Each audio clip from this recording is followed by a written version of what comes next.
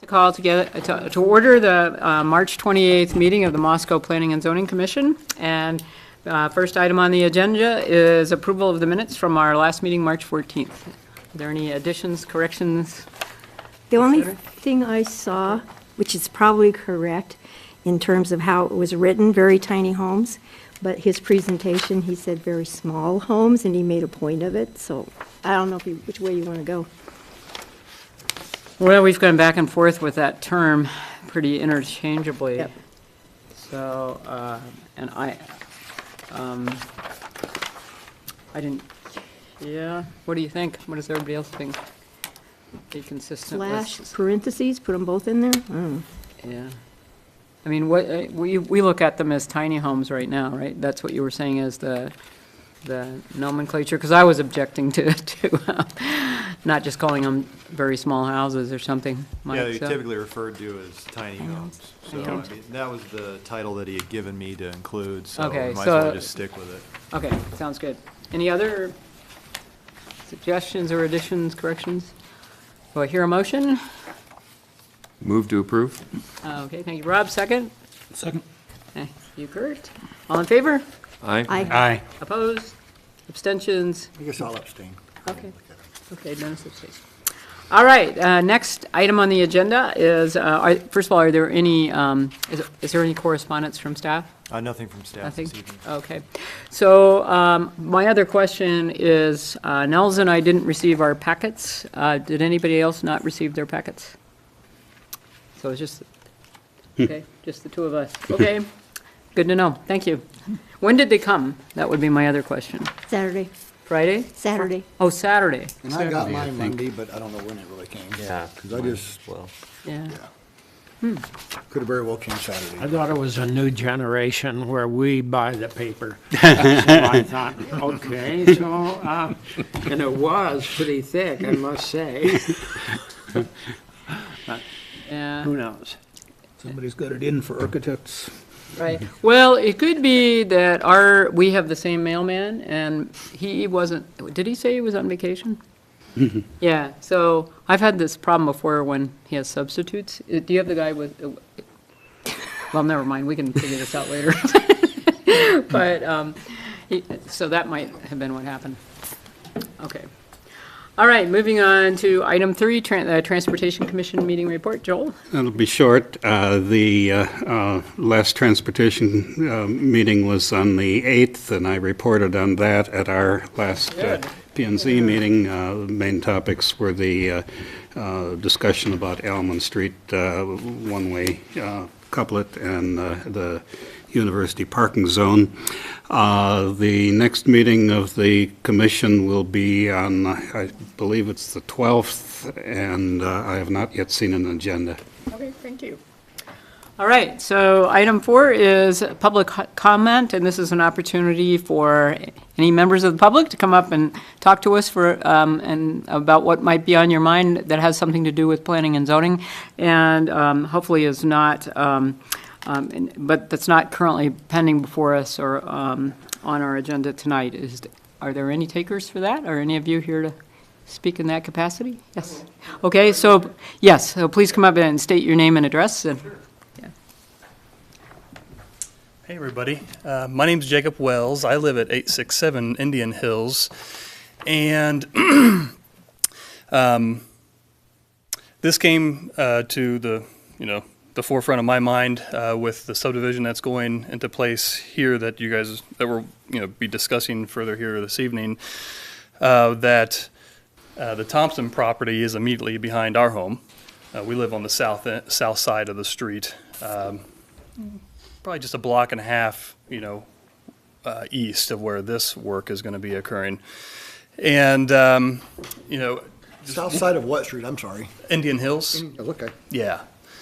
And just wanted to, deeply express our concern with the height of houses that will eventually be built behind our home. I know we bought our home a couple years ago. We moved from Genesee. And our home was limited to, a one-story home, and that's just advantageous for everybody. I think for people that live around us and want to enjoy the view back there, the Paradise Ridge. And that's really my main reason for coming this evening, is to express that we are interested in having a height restriction on the buildings that will eventually someday be constructed on the Thompson property behind our home. So. Thank you. We'll take note of that. So, anybody else in the period for public comment? Yes? And this is outside of the subdivision public hearing, right? I mean, you're not here to talk about the public. I'm here to talk about the subdivision, so do we want me to wait? Yes, I do, please. All This is just really topics that aren't on our agenda or pending before us currently. So we'll give you a chance in just a minute. But all right, anybody else just for the general public comment period? Okay. So the next item is we're going to hold a public hearing. I haven't yet opened it. The proposal, and it's a proposal for a preliminary subdivision plat and rezoning for property generally located east of Main Street and north of Palouse River Drive, Indian Hills 9th edition. Mike Ray's going to give us a summary of that and report. We'll have a brief discussion among the commissioners to have a chance to ask questions, and we'll open up the public hearing. Okay, so. Thank you, Madam Chair, Commissioners. So before you tonight, we have a proposed preliminary subdivision plat for Indian Hills 9th edition, as well as a proposal to rezone a portion of that property as well. So just to orient yourself of the properties, we have them outlined in red. There's a couple of different ones, actually 3. You have 95 Main Street here on the west side running north-south, Palouse River Drive. You've got constructed Nursery Street, which heads over to Southview Avenue and ultimately connects with North or South Main Street there to the west. So outlined in red, you have a couple of existing parcels, one here and one here.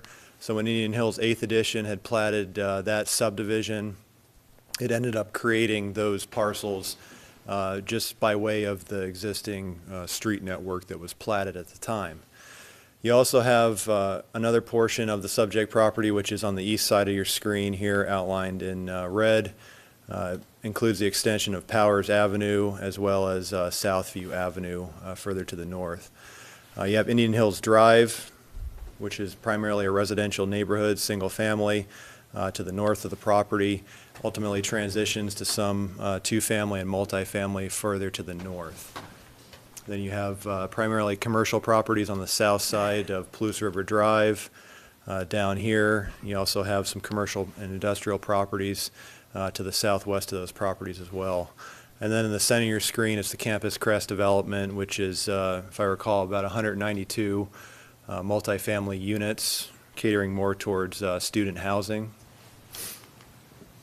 A little bit closer view of the properties that are directly adjacent to Main Street. You do have a platted Myrtle Avenue right-of-way, so the street's not currently constructed. As part of the development agreement with Indian Hills 8th edition, when that was platted, that street is to be constructed as soon as there's any building permits on either of these two pieces of property here. And so that'll likely continue with the development agreement of Indian Hills 9th edition as well. And this is the property further to the east, so you can see Southview Avenue here, Nursery Street, and then the current terminus of Powers Avenue. I would like to note that you can see this parcel boundary here. This is the currently platted parkland property for Indian Hills 8th edition subdivision. So when the Grove went in and this property was platted, they ended up making a dedication that was off-site, so it wasn't within the platted subdivision. And so I'll talk a little bit about that later in the presentation, but City Council is currently reviewing a parkland exchange to relocate that to a different portion of this area. So the topography map of this property, those represent 2-foot contour elevation changes. So you can see it's typical Palouse topography. You have some ridge lines and some valleys, generally sloping to the south. So the proposal, we have the subdivision of a 21.73 acre area of land that's located east of Main Street, north of Palouse River Drive. So we have 32 proposed parcels. Those range from a little over 7,000 square feet in size to up to 3.76 acres in size. And you also have the rezoning of a 9.32 acre portion of that area. It's currently designated as farm, ranch, and outdoor recreation, and this is the parcel on the east side, to a combination of our moderate density residential, which is the R2 zone, and the medium density residential, which is the R3 zone. Taking a look at the current comp plan designations for this area, property to the east is auto urban residential, and the property adjacent to Main Street is auto urban commercial. So you have a residential and a commercial designation. In between those with Campus Crest development is urban residential, which correlates to more of a multifamily designation. Your auto urban residential is typically a R1, R2, R3 is the corresponding zone for that designation. To the north, along Indian Hills Drive and those subdivisions there is currently designated as neighborhood conservation. To the south is auto urban commercial. Further south of Nelson Avenue, you have industrial designation with the future industrial park within that area. And then there is a portion of property on the south side of Palouse River Drive that's currently designated as Research Technology Park. So taking a look at what the comp plan says about the auto urban commercial, provides for commercial services and developments mainly associated with motor vehicle trade, and those requires larger amounts of land. They should be located adjacent to existing commercial developments and along major arterials where vehicle traffic can be accommodated. Within those designations, they should be required to provide significant landscaping, which would be applied to enhancing areas along the street edge, screening parking lots, and buffering adjacent uses. And then it points to the motor business zone as being the most appropriate zone for that designation. Then the auto urban residential, so the easterly property, low to moderate density residential uses. And they have units per acre, which is typically 3 to 7 is generally what we see. And then a mixture of single-family, townhome, and limited multifamily would be appropriate there. And then the appropriate zoning corresponding designations would be R1, R2, and R3.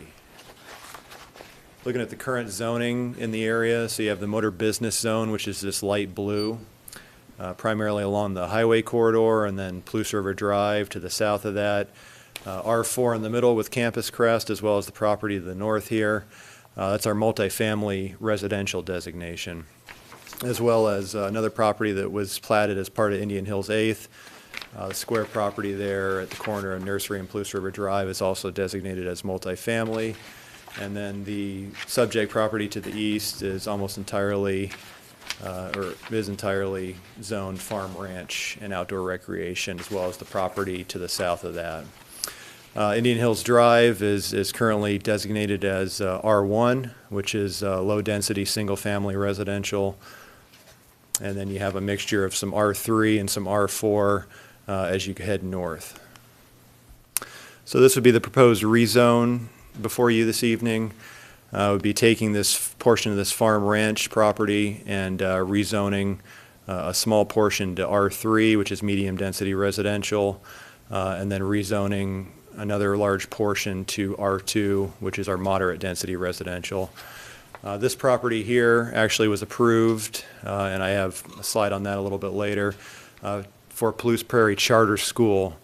And so they don't need to rezone. They ended up going through a lot division, and the minimum size of that parcel within the farm ranch zone is required to be 3 acres, and I believe they're a little bit over that. And so there was a division that was approved, as well as a conditional use permit in order to establish the school.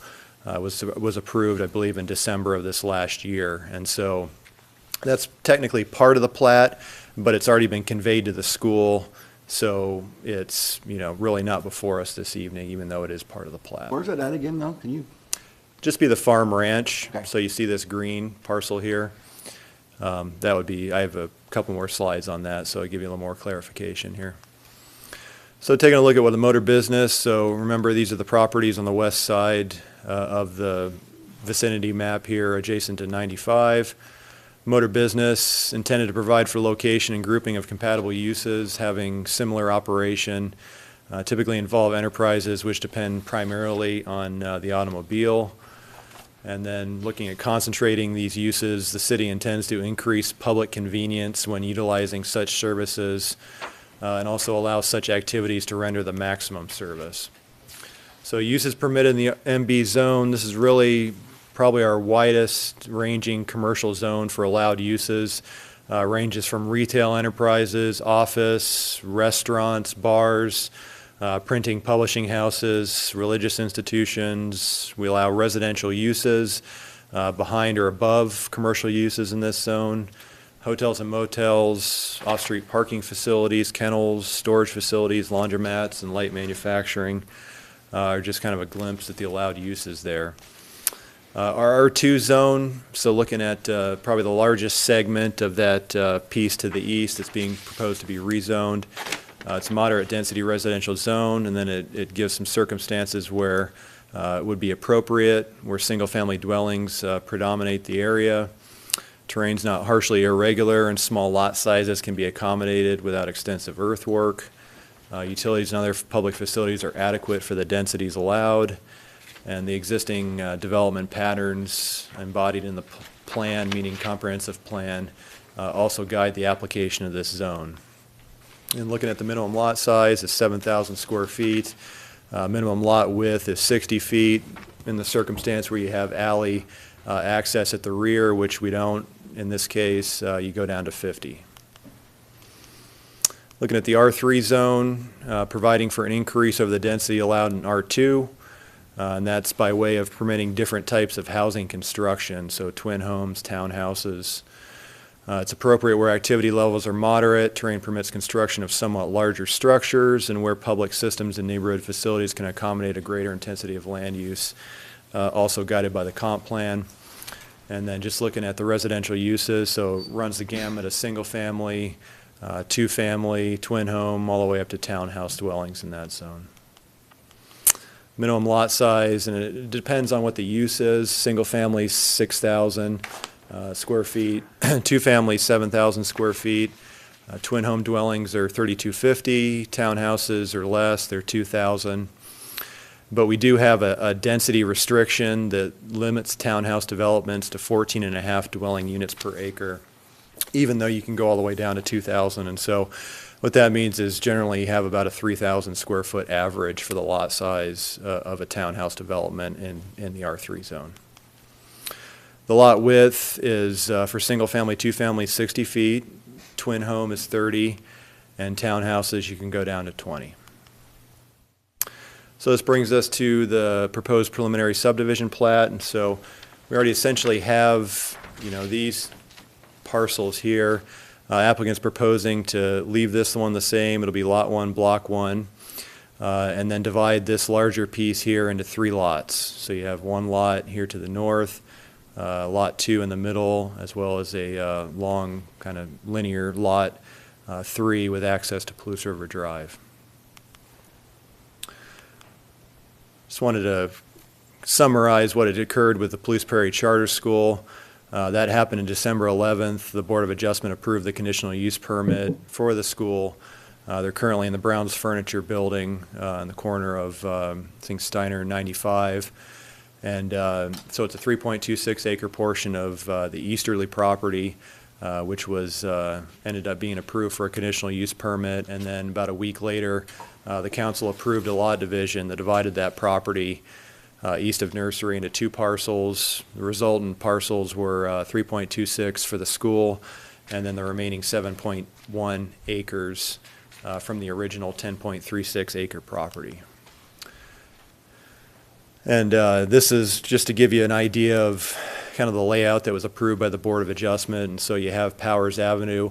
One requirement for the school conditional use permit was a cul-de-sac here ending in Powers Avenue. So they'd be required to construct that, and then you just have a general layout, give you an idea of what the school's going to look like on that property.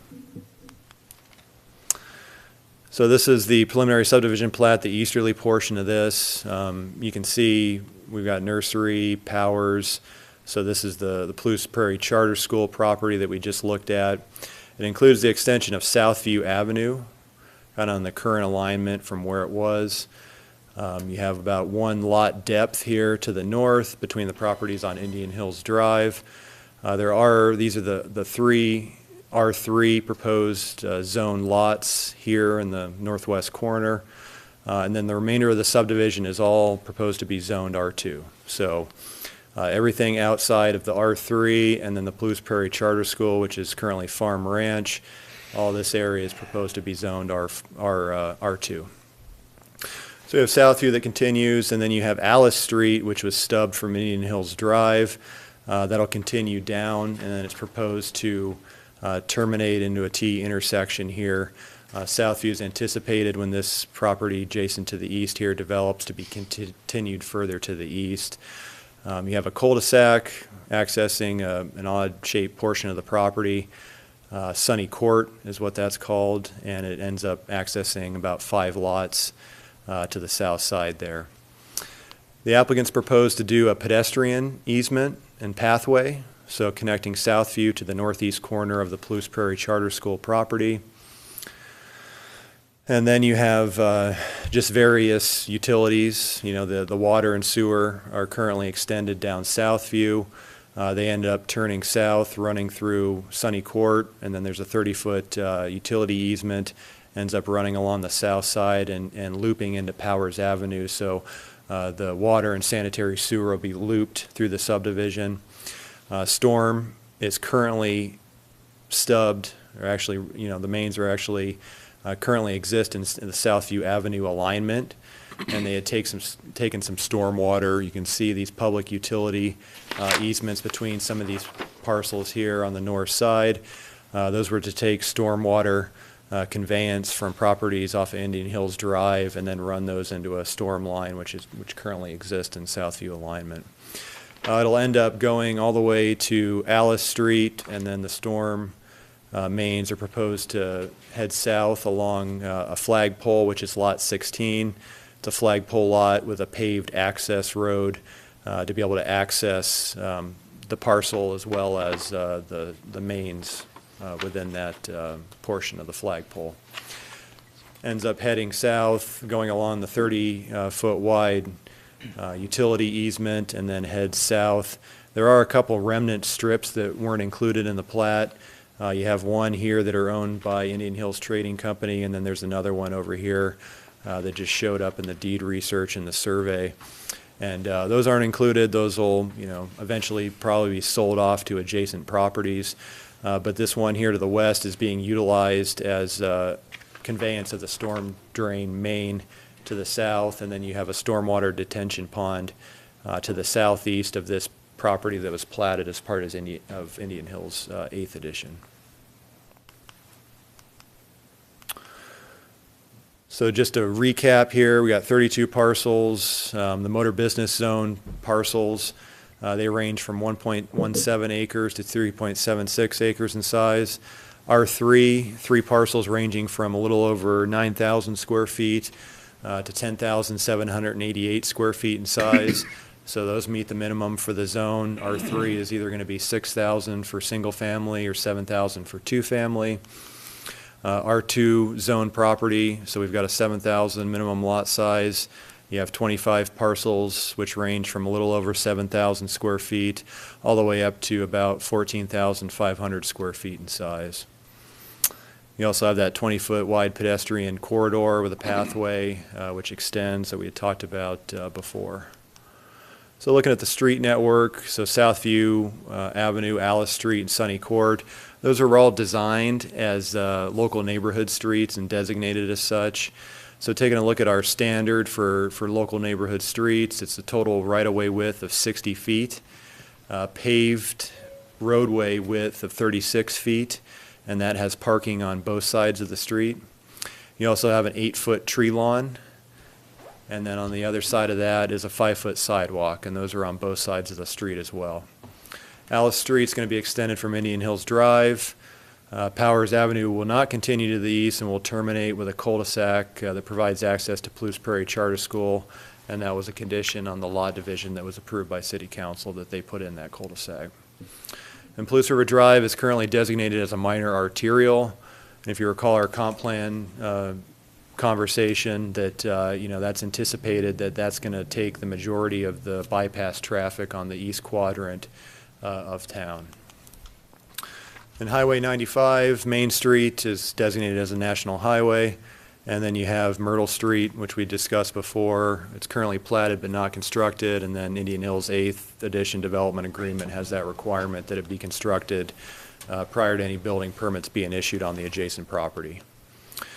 Looking at the utilities, so we have existing mains along Southview Avenue, Nursery Street intersection. Those will be extended all the way through Southview Avenue and loop through Sunny Court to Powers Avenue. And then our 2012 comp plan for water system shows that the existing system has adequate potable and fire flows to serve this proposed development. Sanitary sewer system, we have those existing mains at the same location as the water mains. So we've got Southview Avenue, Nursery Street, as well as Powers Avenue. And then those are going to be extended in a similar fashion to the water system, looping through and connecting to Powers Avenue. Also are included within that 30-foot utility easement on the south side of the easterly plat boundary. And then our 2011 comprehensive sewer system says that the existing system is adequate to serve the additional flow from this development. Storm system, existing main along Southview, so that was put in previously. So we have the new mains proposed in Sunny Court and south along Lot 16. They have that paved access road heading due west, and then ultimately head south as they approach the cul-de-sac, and then they end in the stormwater detention pond before they go out into our system. So that brings us to the parkland. So like I mentioned before, Indian Hills 8th Edition ended up dedicating a 1.74 acre parcel, and that was that parcel we had talked about previously, kind of on the eastern side of the eastern parcel we're looking at. It's now within the proposed Indian Hills 9th Edition plat boundary. The applicant had made a request concurrently with this proposal to City Council for a parkland exchange and a dedication with the City of Moscow to exchange the previously dedicated parcel with a new 4.09 acre parcel. And that parcel is located on the north side of Southview Avenue. Proposed property in exchange is desired by the Parks and Rec Department for its topographical features. And so they're looking at more of a, Parks and Rec Commission for the last year or two has been looking at the concept of an edible forest, so more of a fruit grove for a forest where people can go and pick fruit certain times of the year. And so they were looking at this concept, and this property exchange came about, and so they ended up, working with the applicant in order to pursue this exchange between Indian Hills 8th and Indian Hills 9th Edition. So this was reviewed by the Parks and Rec Commission, Pathways Commission, and Tree Commission, and each of those commissions recommended that the council approve the request. And then the exchange proposals is proposed to be heard by City Council April 2nd, 2018, which will be prior to this preliminary plat and rezone going to City Council to be heard. So this to give you an idea of the exchange. So we have the existing parkland over here, proposed to be relocated over here north of Southview Avenue.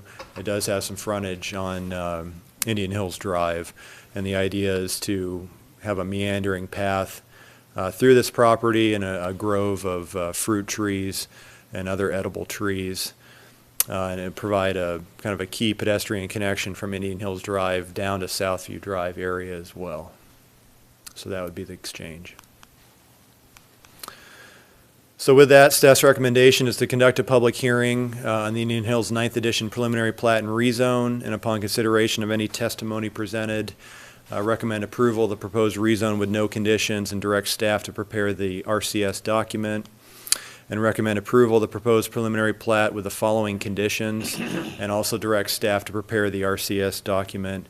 And those recommended conditions for the preliminary plat are that the applicant shall extend water and sewer mains to the east boundary of the subject property to allow for future development to the east. I think the water main's currently extended, but sanitary doesn't quite reach that. Then the second condition would be that the recommendation of approval shall be subject to City Council approval of the property exchange and dedication agreement between Indian Hills Trading Company and the City of Moscow regarding parkland for the Indian Hills 8th Edition and the remaining adjacent Indian Hills Trading Company property. So that needs to be approved because we're currently platting over the current park property. So it needs to be a condition of the approval. So I'd certainly be able to answer any questions that you might Okay, have. any questions for Mike from Commission? Yes, I've Rob? got one on the Alice, comes from where it meets Indian Hills, then it ends at Southview, and then there's the proposal for the driveway to come along to those other two parcels. Would that preclude it going all the way out to Palouse River Drive because it couldn't meet street standards? I'm kind of wondering if there's going to be a push to take Alice all the way down to Palouse River Drive at some point in time. Well, that was a main point of discussion between staff and the applicant. You have Alice that comes down, and the applicant originally had more of a street. Alice extended down, and then it turned into a temporary cul-de-sac down here, and there was an alignment that the applicant's engineer had that was going to continue and veer this off to the southeast corner. You look at the grades, and they're fairly steep here. So we're looking at 13–14% grades, which are quite a bit steeper than your typical road, grade average. And so that was, a little bit of a concern with that. Another concern is we're trying to limit since this is going to be a minor arterial, and this could ultimately serve as that ring road concept, we're trying to limit the number of approaches that go out onto that road just because to reduce the number of conflict points. When we did have discussions with the Thompson property here, and they indicated at the time when we initially talked to them that they didn't really want to have this subdivision dictate where a roadway was going to go in the middle of the property because they didn't know what that was going to develop as. Southview is fine. That's a reasonable expectation as far as a roadway alignment, but just didn't have any idea of what type of development they were going to look for there, and having a road stub to your property kind of dictates there'll be a road there in the future. And so we worked with the applicant to revise their plan and end up with just the flagpole lot and then just the standard lot here with the access road for the stormwater main that goes down there.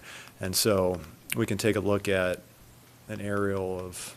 Mike, how steep is that Alice up above? Do you recall what the? I don't know personally. I think maybe the applicant's engineer may be able to tell you what the grade is here that ties into Alice. So you look. It's not quite as steep as that lower section. It's not, no. So if you look at the property here to the east, you have some access points. I think this is Paradise Ridge Road here that goes up and tees into Palouse River Drive. I think it's always been anticipated that you have Pine Cone that comes down and then ends up connecting with Paradise Ridge Road there at that intersection. You also have Blaine, which is a collector that's going to come down.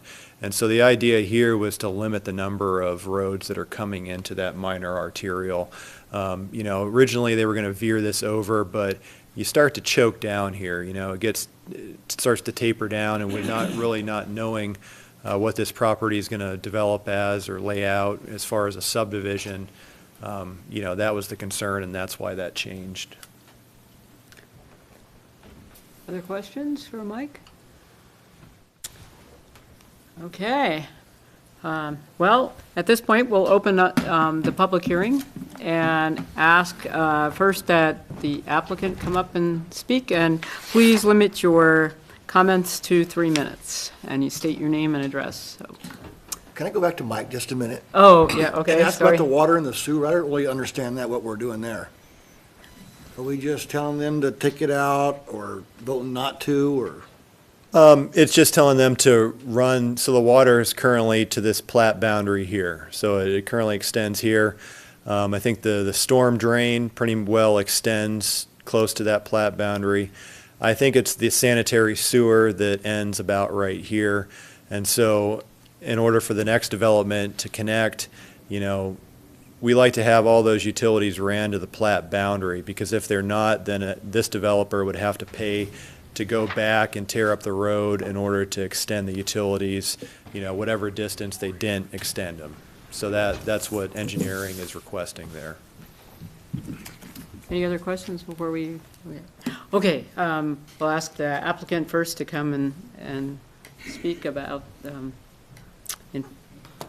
proposal. Shelley? Hello. Good evening. Nice to see everybody. It's been some time since I've been in front of this group. It's been a while. So here I'm back. Indian Hills Trading Company has been my client forever. And this is their last piece of property that they have to develop in Moscow. And they thought it was time to get it moving and the economy was appropriate for it. So a couple of the things that I just wanted to point out, and I'm open to answer any questions that you might have, but the reason why we increased the zone to the R3 for those first 3 lots were several different things. It's across the street from the Grove. We thought it was a good opportunity for there to be some duplex lots so that people could build some duplexes. Plus, duplex lots have R3 has a shorter setback, and these lots are really steep. And so it'll allow the buildings to be able to have shorter driveways and fit into the slope much easier than it would. The R2 versus R1, because the lots are probably mostly big enough to be R1 lots on the north side of Southview. But the R2 also gives us the setbacks that are not 10 foot on each side, but a total of 15. So because of the slopes, it gives a little bit more flexibility for people to set their houses. Other than that, the moving of the park, we couldn't put Palouse Prairie School in there with the park in behind it because it wasn't going to be economically feasible. So for them offering the 4 acres in exchange for the 1.7, I thought was excellent. And as you've heard, everybody likes that option of the edible forest. So that gives a park that's a very unique park across from the Grove and walkable to the people up above. Let's see what other things that I have to tell you. Jack is here, the engineer, so he can answer any technical questions. And basically, we just put in a simple subdivision that there is a demand. It's close to the university, so this gives us an opportunity for people to build on the west, more on the west side of Moscow, southwest side of Moscow versus on the east, which is where most of the residential lots are currently located. And it finishes their property development. Okay. So if you have any questions for me, I'm happy to answer them, but I'm sure you have most of your questions for the engineer. Anybody have any questions for Shelley? Okay, thank you. Thank We may you. call you back if we have No problem. summarize.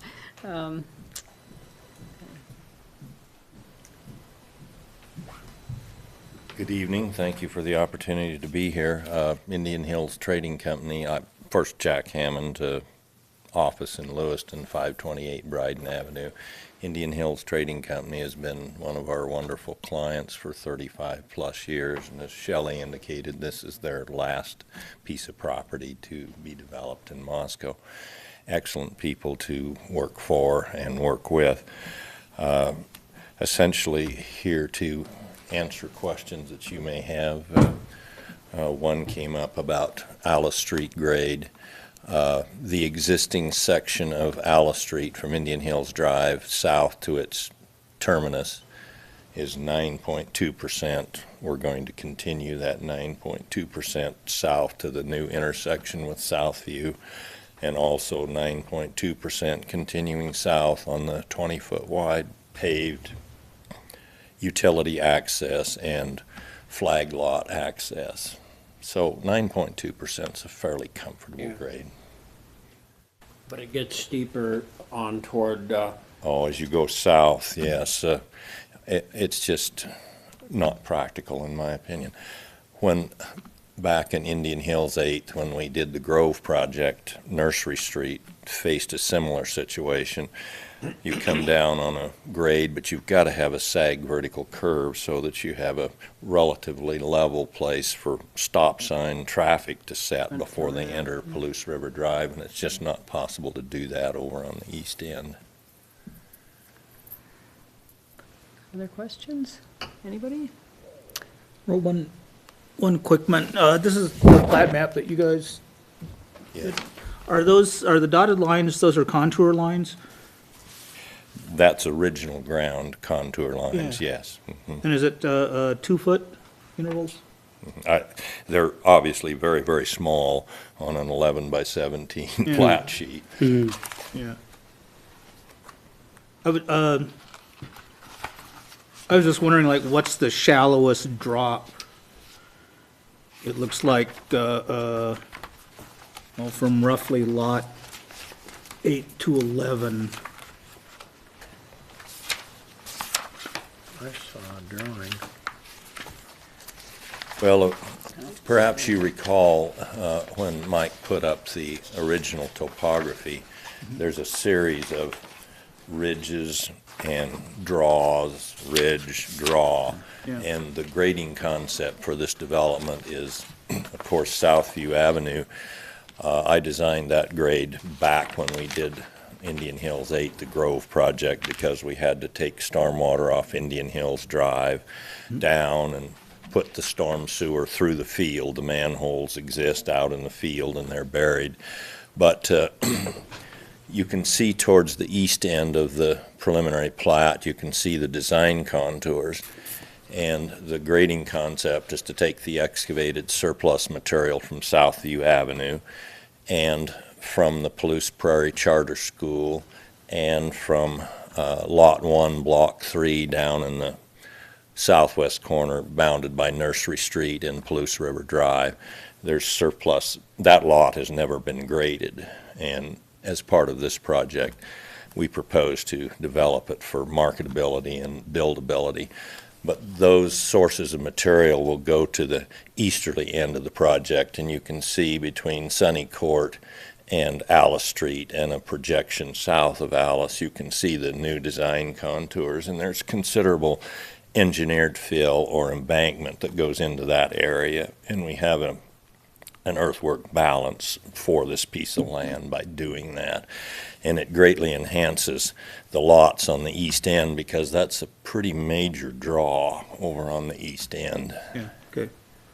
Well, kind of my question was from just sort of looking into the future a little bit. It seems like people were worried about their views getting cut off. And so I'm just wondering, like, how much of a drop is there from the, that would be the north edge to Southview Avenue, like on that 7, 8, 9, 10, those lots there. You see Yeah, what I'm I asking? understand your question. I'll see if I can give you a fairly quick response here. 2, 4, 6, 8, 10. There's, for the northerly tier of lots, unless you're on one of the little ridges, it'll be 12 to 14 feet natural topographic drop from north to south. So, a single level home, the roof, my opinion, is not necessarily going to block the view of the home to the north. Yeah. If you're, out there parked or walking at the current east end of Southview Avenue, it's pretty easy to look up in there and get a quick view. Or up on Indian Hills Drive, parked and looking south onto this piece of property. Yeah. It's a significant drop. Okay, thanks. All good questions. Questions? Okay, well, thank you. Yeah, I'll still be here if you have Okay, yeah, some we more. may come back to you. Okay, now, members of the public, if you'd like to come up and introduce yourself and give us your name and address and what you have on your mind. Just want to pull up my notes so I don't forget. My name is Kristen Findley. I live at 787 Indian Hills. I'm adjacent there to proposed Lot 9. I would like to echo what he said about home height restrictions. I've heard a lot that there's a significant drop. I have a relatively steep backyard, but it's not steep enough that it's a significant drop. So I am concerned about height restrictions on the homes that will go in behind mine. My other concern is about multifamily zoning. There has been a significant amount of multifamily zoning added on Indian Hills to the far east towards Mountain View.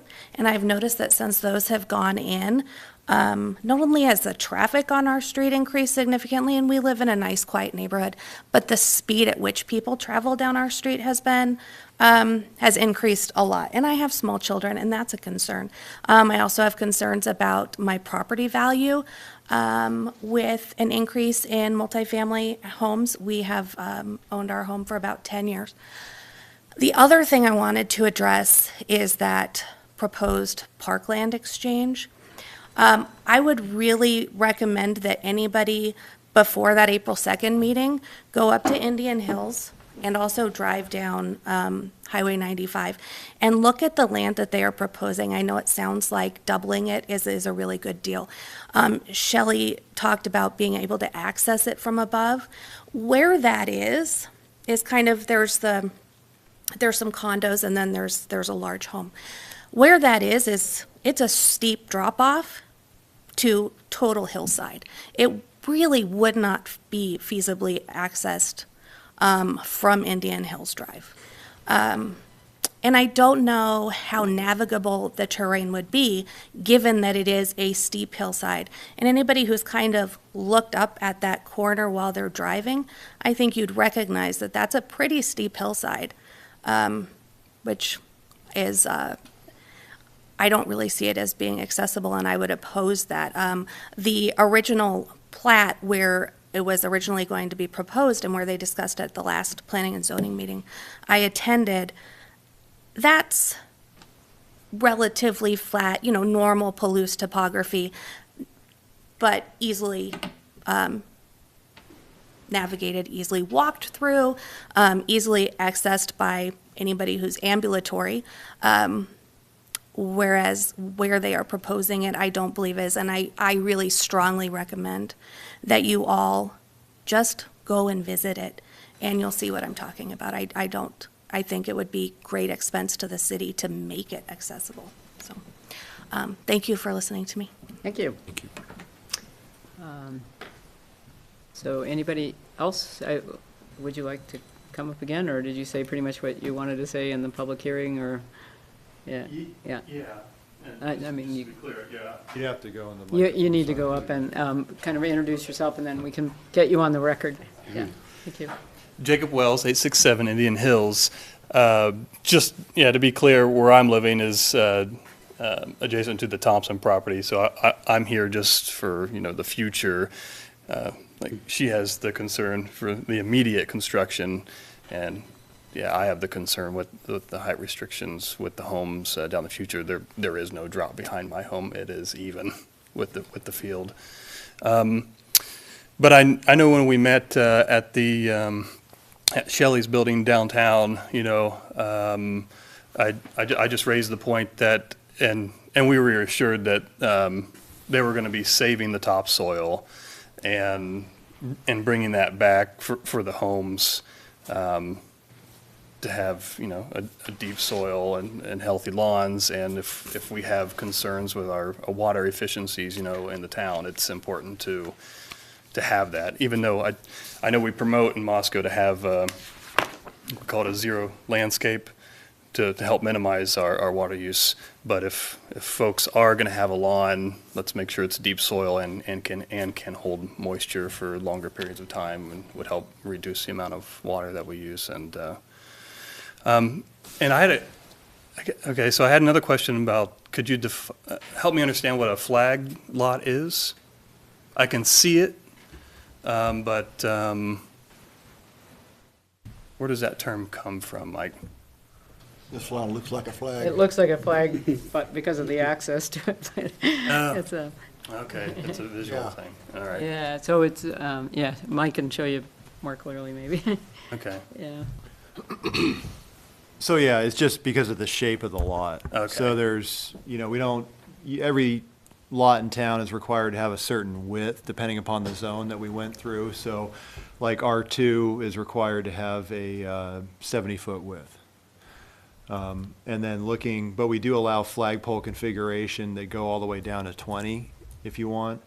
And so this is the flag, you know, the pole portion, and then it balloons out into the flag. So that's why they call it a flagpole lot. Sure, okay, I got you, yeah. It's just they don't have the full frontage on the street, just to sort of drive access. Yeah. And that's how that homeowner would be accessing their driveway? Yeah, that's actually part of the lot. So the lot comes all the way out here, and that would be the access to lot number 16, would be through this access drive. And like the city would maintain like snow removal on something like that, or it would be up to the homeowner to maintain that? It'd be up to the homeowner, Oh, okay, yeah. okay. I mean, there'll be a public utility easement because we have a public stormwater main Sure, that goes yeah. down there. Yeah. And so, you know, just depending upon what happens, city usually needs to access that in order to maintain that main. And that's why they require it to be paved, you know, on those areas. And so, but yeah, the subdivision developer will end up, you know, paving all the streets and infrastructure and also paving that access drive. And then the homeowner, you know, ultimately build a home on that lot and use that paved access drive in order to access their lot. Okay, so it would be equally maintained? It'd be the As- homeowner's responsibility to maintain it. Okay. So as the asphalt starts to crack and break down over the years, that's on the landowner? It'd be the homeowner, yeah. I see, okay. And while I'm up here, I might as well speak to the edible forest too. It would be, I think, really valuable to, I mean, can't do it, but to hear from the people that are going to be living there. And I have 2 young children, and I'm sure with the school being there, there will be families, you know, coming in there, of course, and really how they feel about taking away a playground that, that would, oh, but the other thought is, perhaps that Palouse Prairie School, I don't know if you've seen, Mike, in their plans, if they're going to have an outdoor playground that would be accessible to the neighborhood. They do have an outdoor play area on the north there, but I believe they had proposed to put a fence around it. So I don't know if they, you know, it could be something discussed about neighborhood access. You know, usually you worry about safety of children during the day, but maybe after hours, you know, some type of arrangement could be worked out. Okay, so yeah, if it wasn't going to be, you know, accessible to folks in the neighborhood, I would think, I'd be questioning, you know, the exchange for the edible forest. And she brought up a really good point about accessing it from that steep grade up top, down to the bottom. So, yeah, go ahead, Mike. Well, I think the access was strictly pedestrian access, not vehicular access. Of course, yeah, And even so, then, I think that's what she was referring to, though, even, pedestrian access, it would be treacherous. But, you know, the parkland exchange proposal isn't necessarily before planning and zoning tonight. You know, it's interrelated. But the hearing will be at city council April 2nd. So it'll be next Monday, I believe. Yeah. And so that'd be the opportunity to come and voice your concern over the proposed exchange of the parkland. Okay. Would Yeah. be that night before city council. Okay. But, yeah, mentioning it now, it can be on people's minds, I guess, until that point. Sure. So it sounds like it doesn't really come through us for review. It goes directly to city council, correct? So, Yeah. so we're just looking at the proposed preliminary plat as a first round review in this public hearing, and then it goes to city council and they bring in the park dimension, correct? Is that how it's happening? Yeah, the exchange proposal is slated to happen in the next city council meeting, and so depending upon what happens there, so if it gets approved at city council at the next meeting, you know, and then we'll just proceed to city council with a preliminary plat as anticipated. If it gets denied, then the applicant obviously will have to make different arrangements as far as the parkland and go back to the original proposal. You know, they would have to modify their plans in order to account for the parkland. So, yeah, okay, gotcha. Okay, and one. Did you have a question? Yeah, I have a question, and I suspect it's probably a question to Mike. And I realize that the exchange is not before us, but the quantity of parkland is. My question is, what is the required acreage of parkland at this point, and does the proposed parkland proposed under the exchange, just satisfy it, or is it more than necessary to satisfy it, or? It's more than necessary to satisfy it. So they calculated, what was originally dedicated to the 1.74 acres, and then anticipating, so we didn't have those motor business parcels included in that acreage, and we don't have Indian Hills 9th plat included in that acreage either. And so, yeah, it's more than meets the requirement. It's, pretty much more than doubling what they currently have now. But I can't give you an exact number as to how much is required. Okay. Yes, Rob? Unless, I have a question that's probably a combination for Mike and Jack, but if you're not done, then I'll hold my question. Okay, I'll just say a few more things. That's up to the chair. Fine, yeah. Okay, all right, thanks. And I will also echo, the speed that the vehicles have increased on Indian Hills Drive since that was opened up. We've been living there for 2 years now. Moved there just prior to the barricade being removed and that side opening up. And 2 small kids. The more you increase the sinuosity, the winding design of the roads, of course, is going to impact the speed at which people drive. So, Need a lecture from me. yeah, I mean, I think it's good if we can encourage with our designs to keep people slowed down, as they're traveling through, especially when it's a cut through street. It's a shortcut, and it's going to save people time. And if it's straight on top of that, then of course people are going to take advantage of that where they can. That happens all through town. Yeah, yeah. We all want to take advantage of that. It's a big issue with Fort Russell and the traditional neighborhoods with all the development to the east as well. It's an issue. So there's a need for traffic calming. What is Indian Hills Drive designated as a minor arterial, or is it just a neighborhood street? It's just a local neighborhood street. Okay, yeah. Okay. So that would suggest the need for some traffic calming in particular, yeah. Yeah. Well, So- I've gone over my time. Thank you. Thank you for the opportunity to come up and talk to you folks. Yeah, thank you. Okay, did the applicant want to come back and say anything, or want to address any of these issues before we close the public hearing?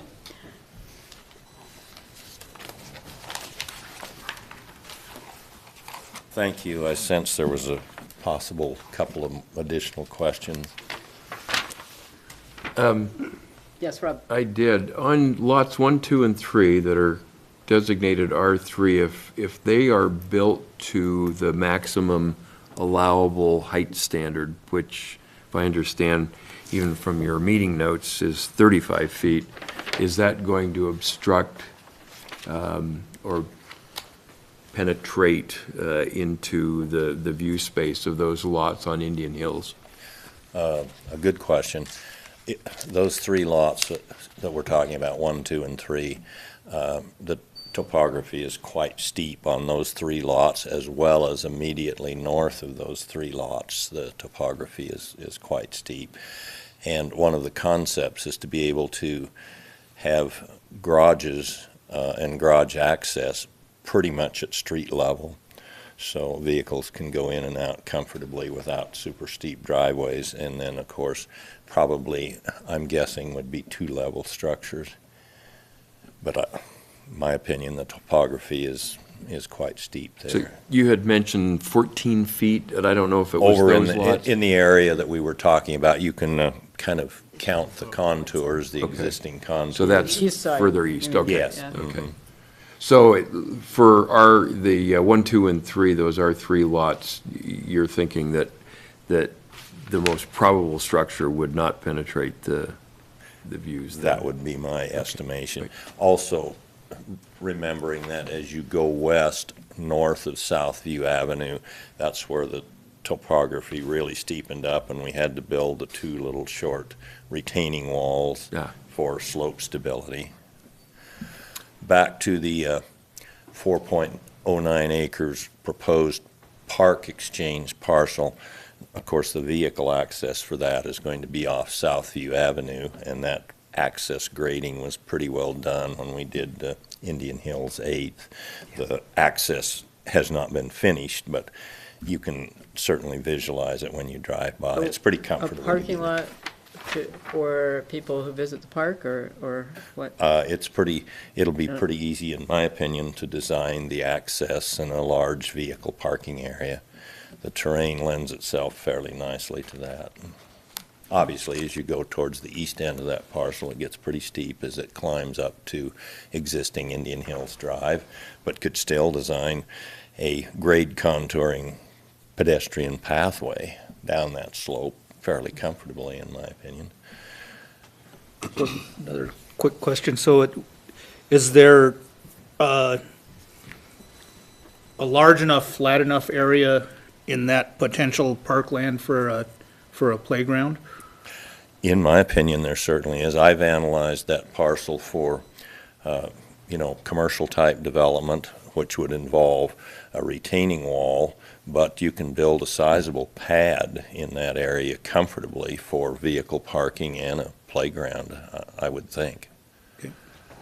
One other comment back to, and I like the concept of young people being able to move throughout a neighborhood. Palouse Prairie Charter School is kind of a central feature of what we're proposing here, and that's why I've been a strong advocate of the connecting paved pathway from Southview Avenue. To me, that's very important if you can allow neighborhood children to walk to a school site. And goodness, if you can leave the vehicle parked at home, whether it's to work out an agreement with the charter school for use of their very large playground area. You can look at their proposed plans, and it's significant, but I encourage us all to think in terms of that pedestrian connectivity, for heaven's sakes. If no others, thank you. Thank you very much. Okay. Plus, I didn't say who I was. Oh, well, I think that's true. Shelley Bennett, 213 South Main Street. The parkland. If the parkland gets moved over to the edible park, I think the concept of it isn't playgrounds, is because they just put a playground in on Indian Hills. I think more of the concept is pathways, benches, trees, fruit. I think it's supposed to be something entirely different than the standard city park. Plus, my other question is, if it's a city property and they have a playground and it's a charter school, which is a public entity, all the other public schools' playgrounds are available all the time. So why would theirs not be? It would probably be available. They can't fence it off to the public, can I? Well, they can fence it off, but usually we have an agreement, like with the school district, that those fields, like they're quasi-public. Right. Is usually what we refer to them as. And so usually we have an agreement with like Moscow School District in order to use those play fields as well. So we could certainly pursue, that type of agreement. Let's just discuss St. Mary's for a minute.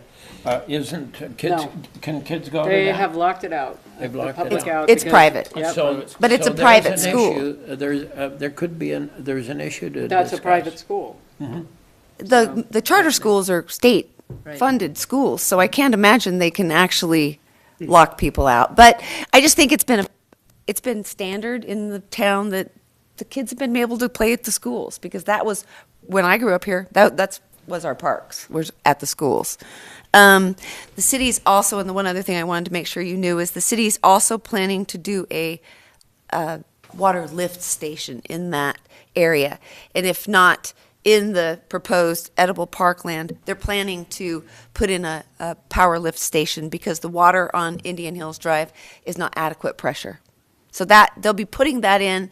There's room for them to be able to put in pathways. They'll have to make big cuts, but they'll be able to make it so that you can walk off of Indian Hills down to it. They're looking at putting in something that goes all the way up to the top with that pressure to be able to increase the pressure up there.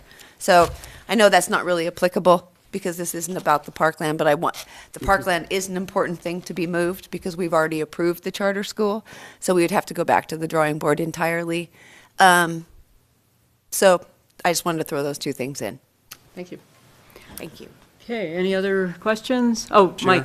Yeah. I did receive an email a couple of days ago, or Bill Belknap did, from a homeowner on Indian Hills Drive, and it's in regards to just a private sewer connection as part of this subdivision.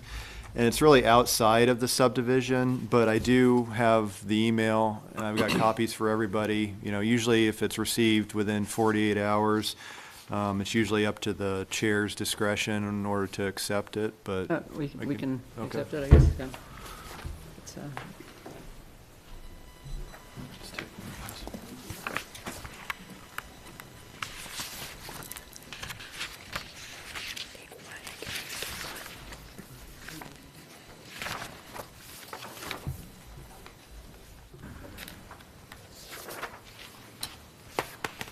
Would you like me to read it into the Yeah, record? yes, why don't you go ahead, because that would get us all paying attention to you. This email is from Brian Dyer. It says, Mr. Belknap, I am writing you about an issue my wife and I have with the Indian Hills rezoning and development plan recently distributed by the city. Unfortunately, we cannot attend the public hearing on the issue this Wednesday at 7 p.m., so we are hoping this notice to you will address our needs.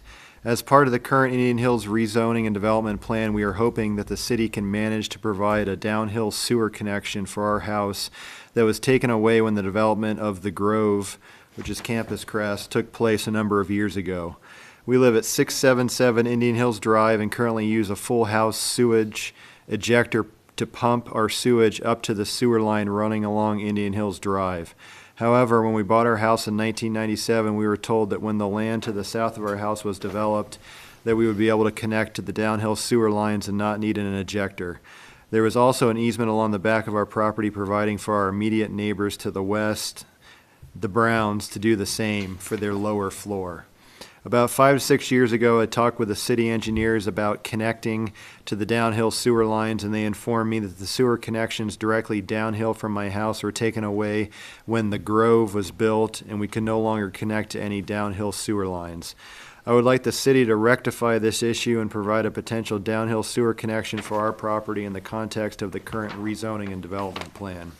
Please advise us as the best course of action in regards to getting this issue resolved. Best, Brian Dyer and Lisa Fournier, homeowner, 677 Indian Hills Drive. Would this be a question for our engineer who's present, or? Yeah, so what is their best course of action? Well, I can certainly speak to it. Oh, okay.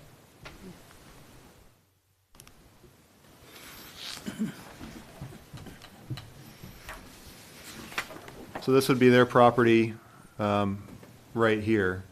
So they have, I believe, a private sewer line easement that comes through the south of the property.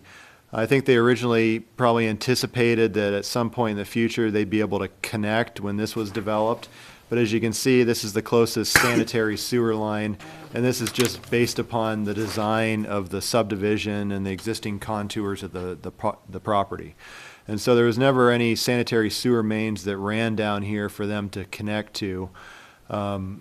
So I think probably the best case, I mean, it's outside of the current subdivision plat, and so we can't really make the developer install any type of private lines.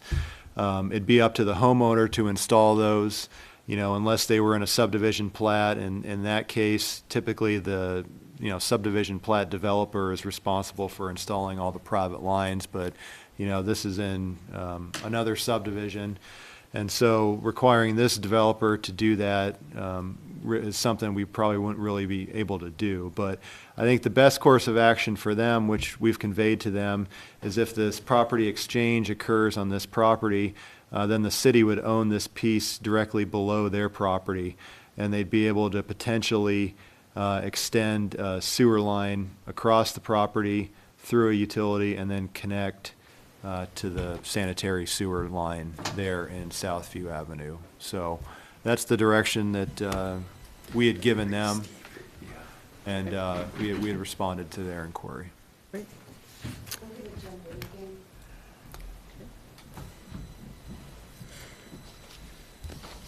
I just Wanted you to know that this is also something that Dina and Phyllis Vetris have asked about, and a couple other people up above. So we're looking to try to figure out if we can bring, if they can come down from their backs of their lots down to the sewer line and provide for them to pay for that access to the sewer. But there's a number of people along there that would like to be able to get sewer from down below, and we're open to it. And there's easements, and hopefully we can work with the easements and the people for them to pay to put it in. So we're hoping that we can solve their problems with this. So just wanted to let you know that. There's one, there's three that I know of. Any last questions?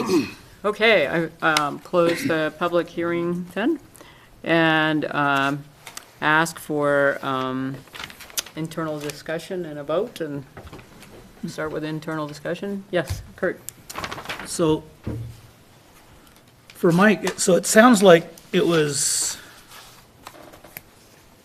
the Indian Hills Drive right up above this proposed plat. Is that Indian Hills 8?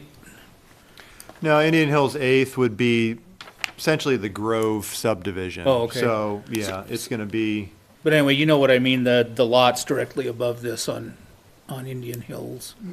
that would have been one of the first Indian Hills edition. I Yeah. think it was Indian Hills first. So do they have a one-story height limit? They don't, no. They don't. Actually, it says 7. Yeah, a lot of, so it would just be whatever the zone allows. So all of these zones essentially allow you to go up to 35 feet in height. Okay. Usually R3 is just capped at 35. Yeah. R1, R2, they go up to 30, and then if you go in on your side yard setbacks, you can go all the way up to 35. So regardless of whether or not you're in R1 or R2, you have the same height limitation. I imagine the majority of the houses on Indian Hills Drive, the reason they're one story is because they're daylight basements and they're 2 stories off the back. Yeah. Okay, so there was never, Just because of the topography of the lot. yeah, there was never a one-story limit on No. building up there. So the 35 feet includes the daylight section. Yeah, that was kind of my other question is, so where does your 30 feet start if you're on a steep slope? The way we measure building height is at the front of the lot, front of the Front, house. Okay. So we do average building height at the front of the house. Yeah. So that, just because of our topography, you end up with a lot of lots that, you have the street and then the lots drop off, just like Indian Hills Drive. And so, we don't punish you for having a daylight basement. So you would be limited to whatever the building height is, and it doesn't count the daylight basement at all. Okay. But conversely, if you look at the lots on, what would be Southview, you're going to end up with probably single story out the back and 2-story out the front, just Right. because of the topography. Right, because it's going away from the houses. So from the backside, they're going to be. You have to dig shorter. into the ground and then do an engineered yeah. foundation in order to be able to, Right. build. And so, what we see on the majority of these lots that are faced with that hillside is that they're pretty much 1 story out the back, and then they have 2 stories out the front. Because they're accessing from And then they have the Southview. garage on the bottom floor. So that's what I would anticipate. You there. think we've, like on, let's take over on Conestoga in that area, I don't know if we've run into some of those houses from the sidewalk, I guess from the front, probably really push the 35 feet, I would suspect.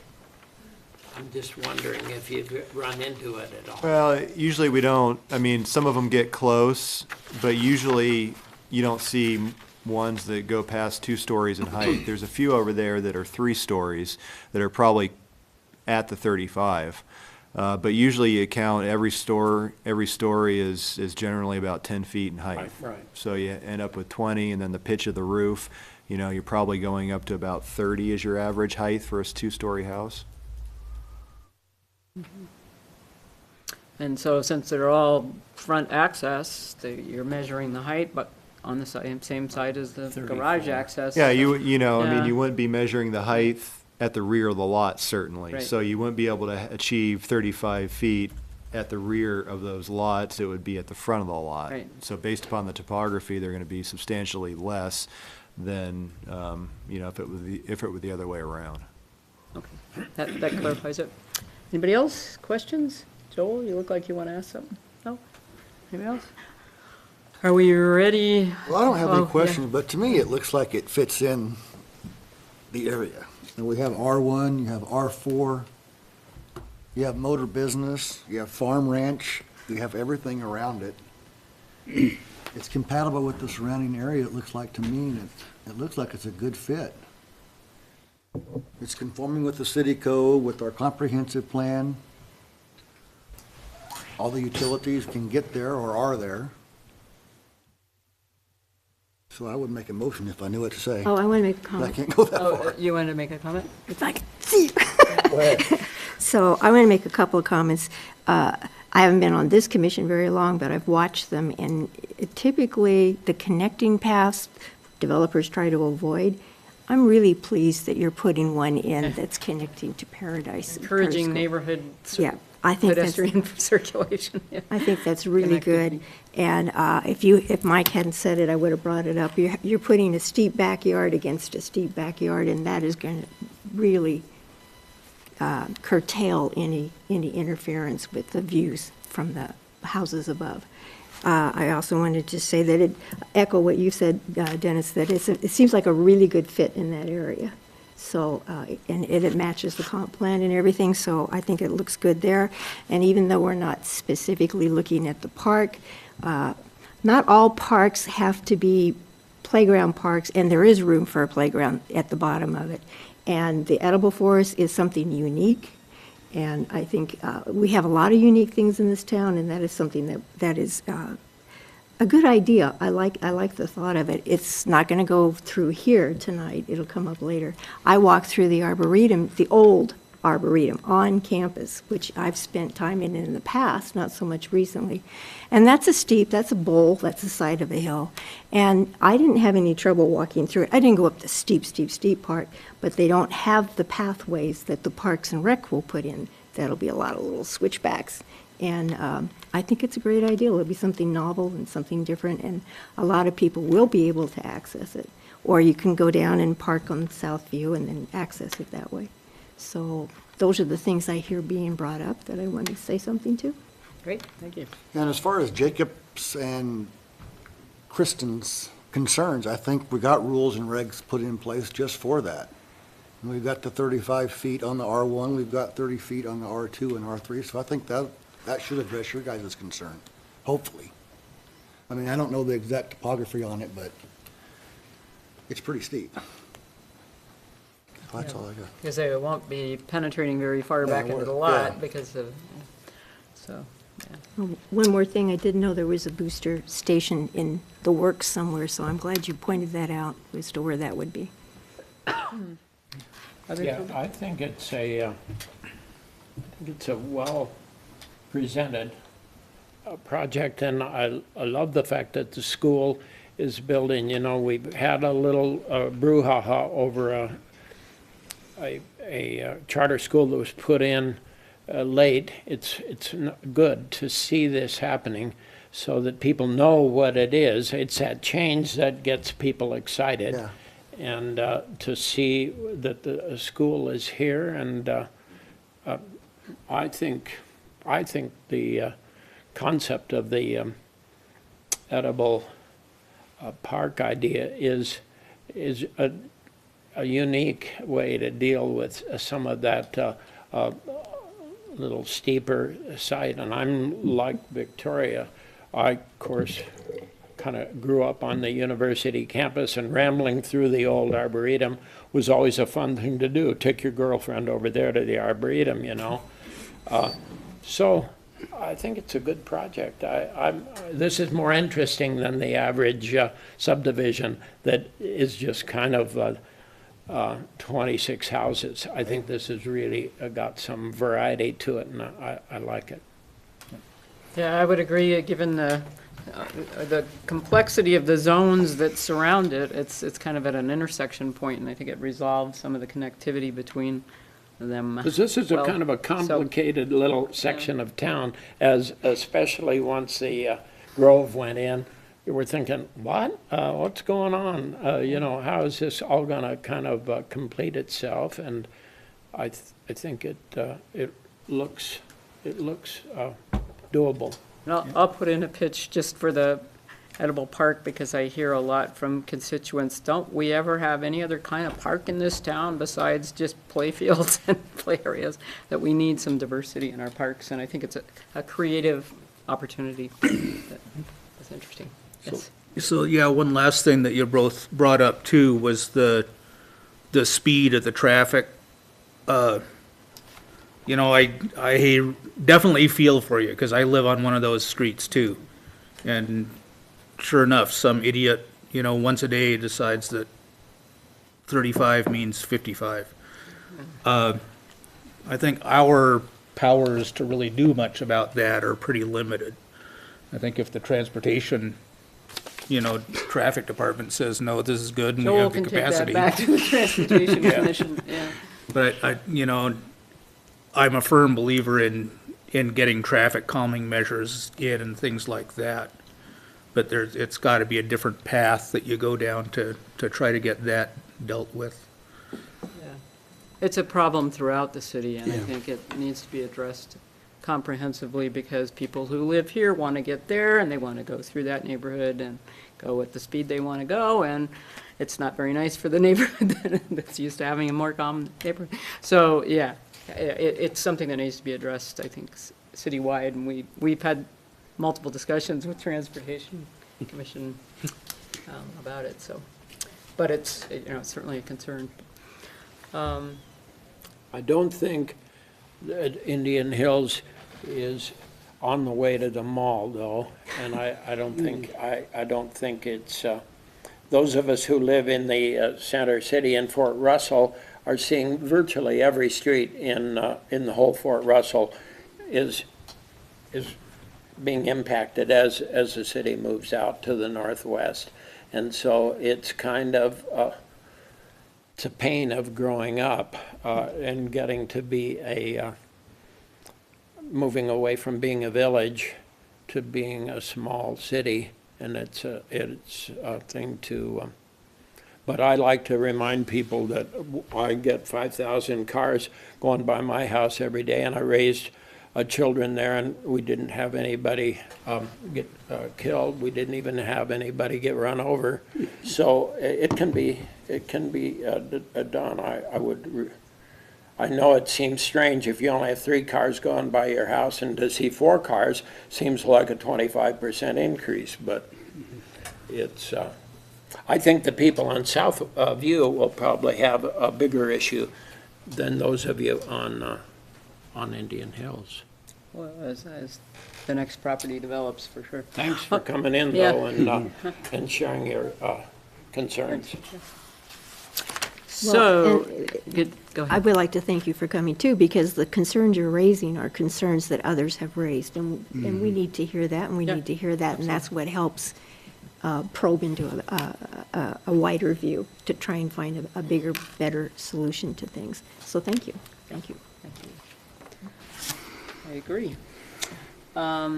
Okay, do you want to go back to your the motion you started to make? Well, I was going to ask about the playground. I mean, do we need Okay. to even worry about that, or are we just, Doesn't sound like it. It goes to, it's something that's not in our direct purview. It's just that if we approve the preliminary plat, then it goes to city council, and they're going to be considering the park exchange at the same time. If they don't approve the park exchange, the whole thing goes back to the table. So that's how I understand it. So we just need the condition. So Yeah. I've just got the second condition on there about, you know, subject to approval of city council. So, okay, how about the so water and the sewer, though? I mean, do we need to address that as well? That's it, number 1. That's number 1. You see it? So number 2 includes number 1? No, number 1 down here at the bottom. The applicant shall extend water and sewer mains. So There's 2 conditions. So the one extending the mains, and then number 2 is Park. the parkland. So the motion should be made reflecting all of that material? Or can it That's what I be? would do. It should, yeah. You should Okay. probably address the Two rezone. different motions? Like start with the rezone? Yeah, I make Yeah. 2 different motions, one with a rezone, one with the subdivision plat. Okay, so I guess we start with entertaining a motion for the rezone. Yeah. So move. Is there a second? All in favor? Aye. Opposed? Abstentions? Okay.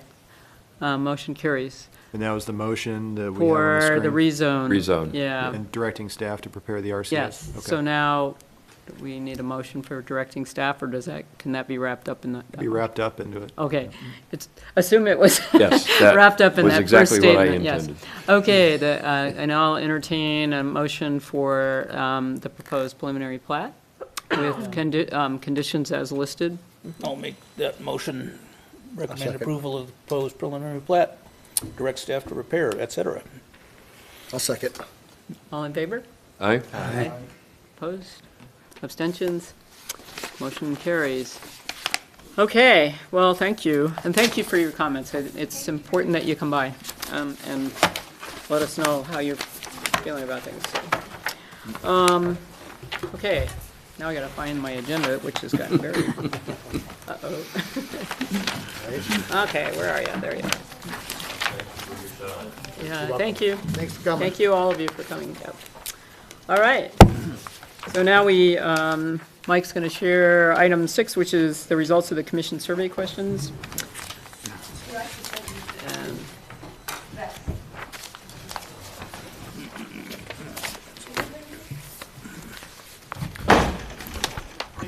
Thank you. Thanks for coming. Thank you.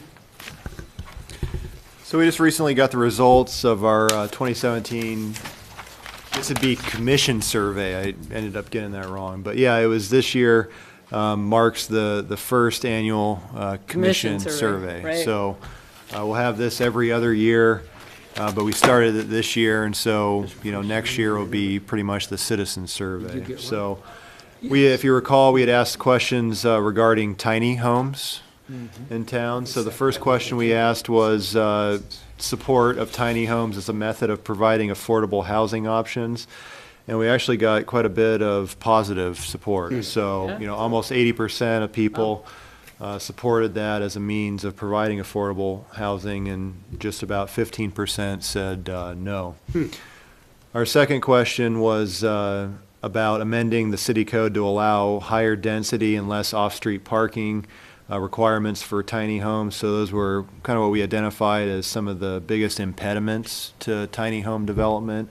And so a little bit less support, but still, we almost reached 60% yes for amending the code to address those things. And then it was somewhere around 34% of people said, no, we shouldn't amend the code. So it's about 2/3 of people supported that, looking at removing some of those restrictions for tiny homes. Then we had another question, and this was not necessarily a commission-generated question, but it was under planning and zoning. And a council member wanted to ask this question since we had, so much publicity over New St. Andrews in downtown is what spurred this question. And so this was asked in the commission survey as well. Whether educational uses should be allowed within the central business district through a conditional use permit. And the responses we got were a little over 60% of people said yes, and a little over 30% of people said no when responding to this question. So. Interesting. Yeah. Was there any breakdown on,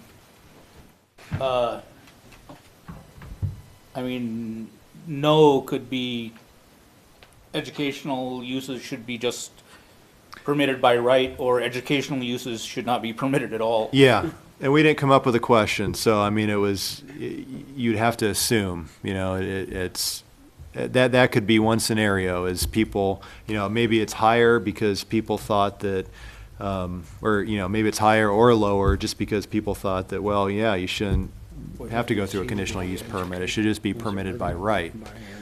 The village. So you have to read into that one a little bit, but, maybe in the future, if we ask that question again, we'd ask for a little bit more clarity, and trying to get the results.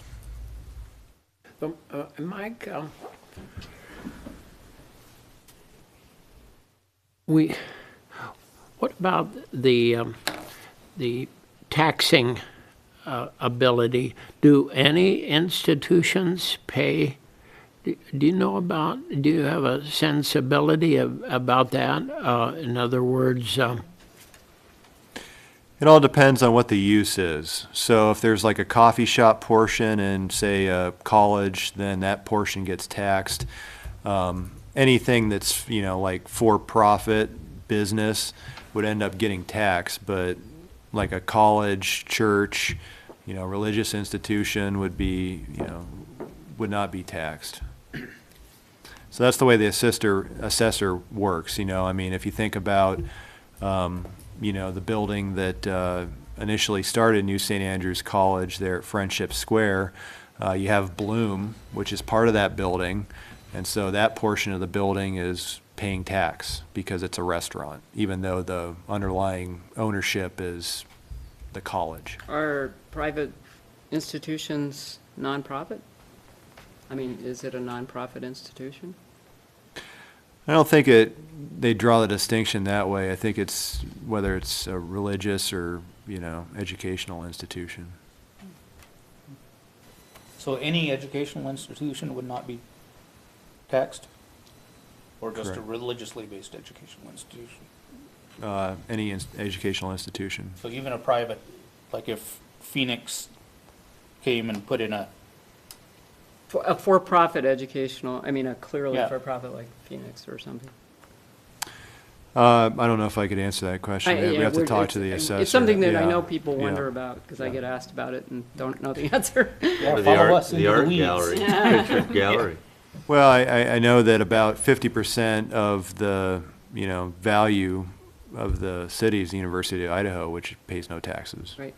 And so that skews it one way just right away. It does.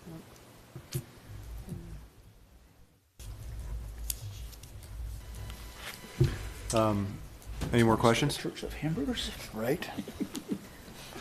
And then I just thought that there were a couple other questions that some other commissions asked that I thought maybe you'd be interested in. So Transportation Commission asked whether or not we should pursue the implementation of a citywide bike share program, and they got pretty positive results with that. So about 25% strongly agreed, a little over 30% agreed. Some people were neutral, but we had pretty low numbers as far as disagree or strongly disagree. So I know that the University of Idaho Transportation Department has been exploring, options of doing a bike share on campus and maybe, connecting that to downtown and other parts of the city. So that'd be something that'd be pretty neat to And grocery get stores. underway. Yeah. I have a question on that. Didn't we have a city kind of bike share program in the past that petered out and there were just bikes available that people could use? My understanding that it was just city employee bike share. So they had, every year the police department auctions off Right. so many, I mean, there's A lot. a lot of them. Yes. That students leave and then they just, ditch their bike. And all of these are auctioned off through the city's auction. And so they had taken a number of those, I believe, that didn't sell as part of the auction and ended up stationing them at various bike racks in city facilities. And any employee could utilize that, those bikes, and then they provided locks and helmets for those.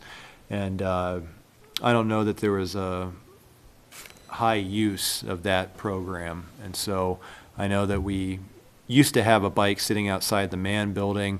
I think that's been relocated to City Hall basement now. But I know we do have a number of employees that ride their own bikes, that are better quality than, the bikes that we had as part of the bike share program.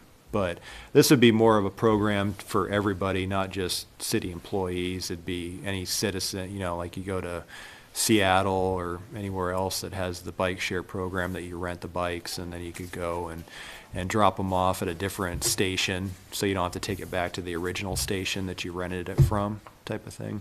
I think some in Seattle, I think you can just leave anywhere. A lot of them have GPS tracking devices on them, so you can, just like an Uber, punch that into your phone and see the locations of the various bikes and go and rent it. Cool. There was one of the meetings I was at, they talked about this a little bit, I don't remember which meeting. And part of what was in my mind is that this costs money versus what we had before, though limited to city employees, was free. But they talked about Seattle, I think it was Seattle, where at the end of the day, the big van comes down, it picks up all the bikes and takes them back to where they sorts them start around. off. And, and of course, that didn't happen here, and that was a very small program that we had here. So I was just curious between the two, what the differences were. Yeah, and if you do a little bit of research, there's a number of different styles of program. I think that the one the university was exploring was more of a grassroots program. You have companies that it costs, for that service, and it's trying, debate of how you fund it. I think the university was looking at more of a grassroots where they were going to do it themselves type of a program. Okay.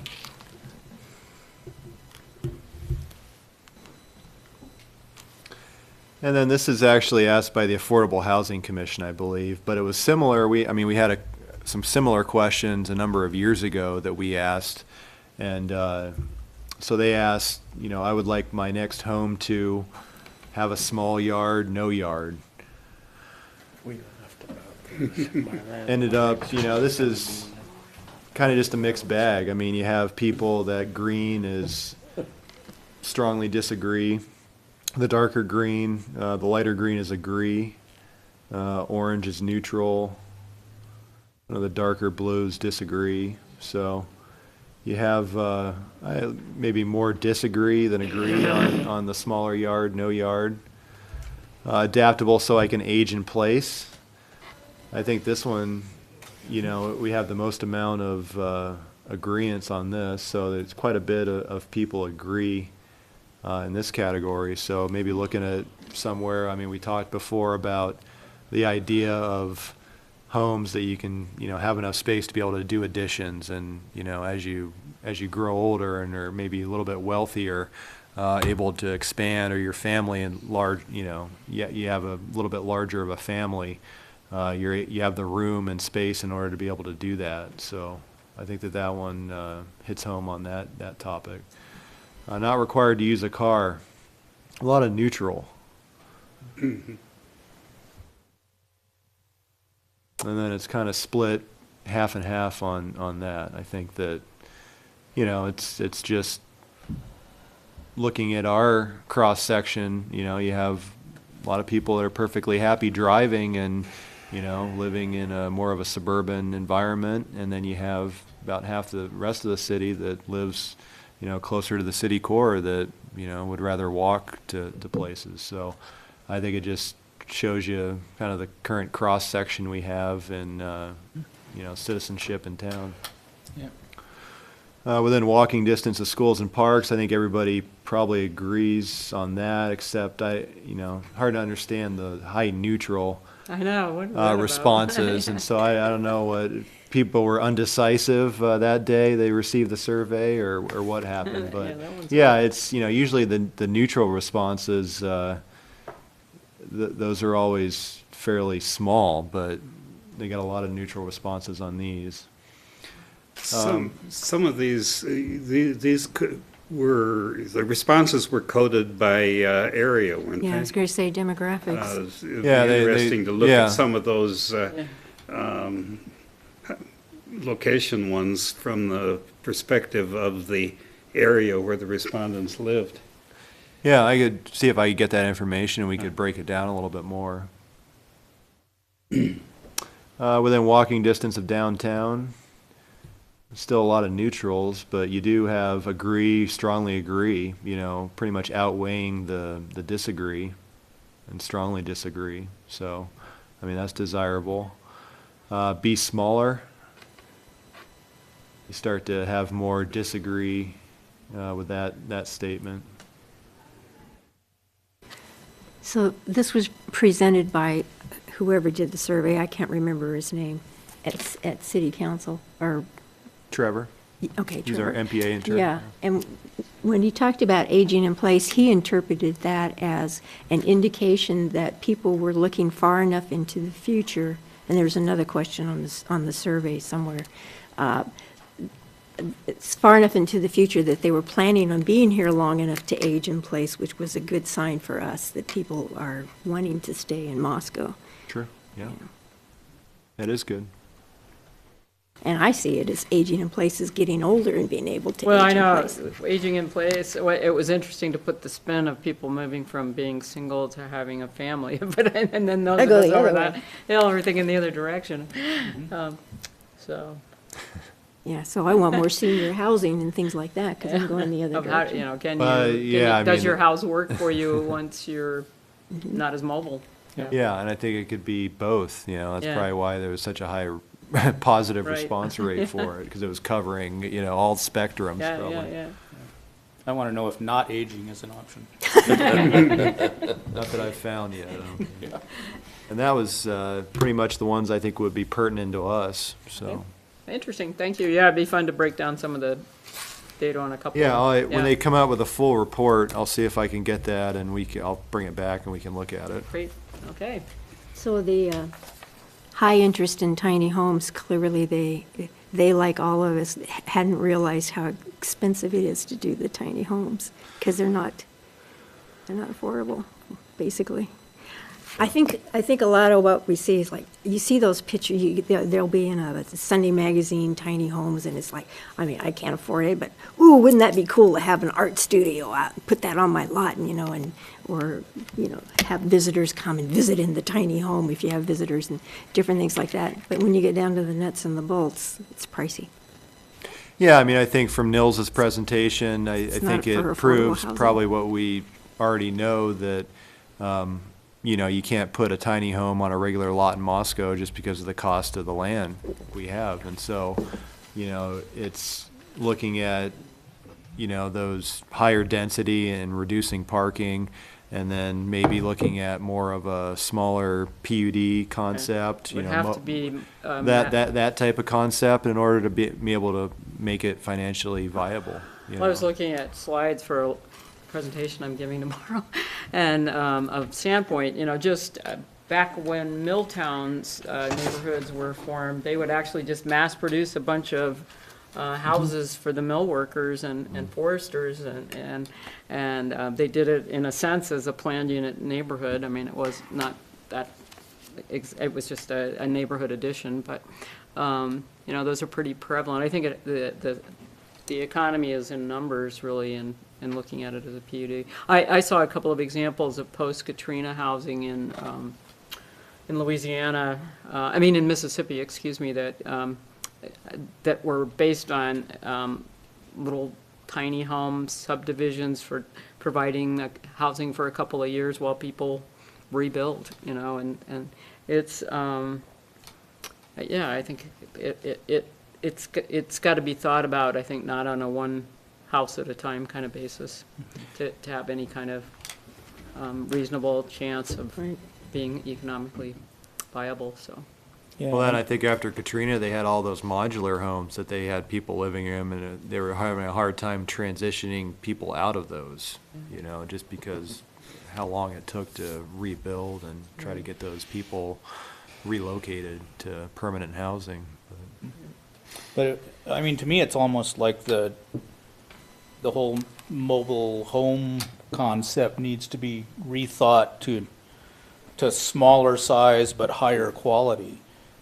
And I think that, looking at Nell's presentation, the only way it's economically viable is if they're built off-site, and then you move in half a dozen onto a fairly small lot. But right now with the situation with Syringa going, that would be awfully handy to be able to pop in a dozen Yeah. temporary emergency housing, even if but they're good enough to be there for a few years and good enough to actually be worth something to sell when people come out of them. Yeah. But people who don't own a car, you see them walking on Robinson Lake Road into town because Yeah. they live there. It's too remote, to really be a good affordable housing community, I think, but for most people. Yeah, which is another, Yeah. big standard conundrum with affordable housing. The closer in you affordable are, the more land, expensive. is Yeah, exactly. a car drive away. What's the average cost of water and sewer hookup in the city? It's over 7,000. Well, I think Nils's presentation, just for a single-family home, it's about $8,000 or $9,000. So that includes all the meters, all the general facilities charges, that, it's kind of like impact fees that you're buying to tap into the system. And they, do rate studies in order to generate those general facilities charges just based upon how much it costs to maintain the system over time. But yeah, that's, Nils had submitted a request to City Council for affordable housing to have a program that could potentially waive those utility connection fees, because that's something I think he views as a detriment to, having more affordable housing. But I think we would, on the other hand, we would want to ensure that it's going to be affordable into the future. So, some type of deed restriction to say that, maybe after we have to figure that out. After how many years can it, get above market value type deal. Right. But we want to ensure at least into maybe 1 or 2 sales that it still remain affordable to people. So I think that's something that we're talking about right now. Administration got that request from Nils. And so right now we're doing some research as to what other communities in Idaho do if they have similar programs like that. And so we should, I'll report back as soon as we have more information, and maybe we go towards some, program like that we waive some fees for affordable housing. Because, you'd think a dozen tiny homes can't have that much more impact than, say 2 or 3 4,000 square foot 4-bathroom single-family dwellings. So if, the idea that a 400 square foot house has the same hookup fees as. Yeah, and that's, that's definitely part of the conversation. It goes right along with parking, and density. It's a lot smaller of a footprint, it's. But it isn't just footprint, it's number of people. So you have more density, you have more people, you have more cars, you have more peoples, then you have more people running the taps and using the water, using the infrastructure. So it isn't just square feet. But the cost is there to bring those services to them, and somebody has to pay them. Yeah, they have to be paid.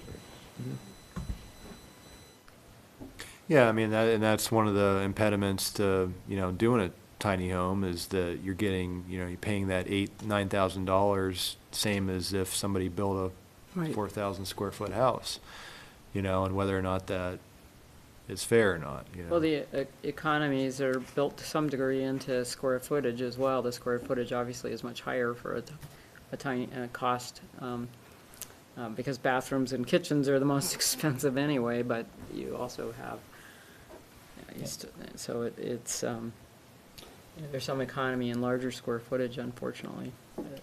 But do mobile home parks, does each individual mobile home pay a sewer hookup? It's usually paid to the park, so they'll run a line through, and that's the whole thing, is they're not required to pay that. That's just single family, and so we just charge them based upon, I think, the number of units they have in the park, and then they, all those connections are stubbed to the spaces. And so they're not required, they get one single water meter, I believe, and then it's distributed to, the park management distributes that price to everybody in the park. They don't have to pay that, fee. We just require a mobile home, we just require a permit to go out there and inspect it, make sure it's tied down, skirted, all those things.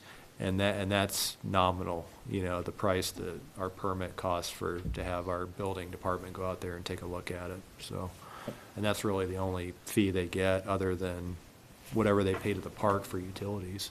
Yeah. But that was kind of the whole concept. Is a lot of people are looking at trying to do that model with tiny homes, and whether or not we could do the mobile home park model with tiny homes and do the utilities similar to what we do with mobile homes, where you don't have these large costs of meters and connection fees and general facilities charges. So that's part of it.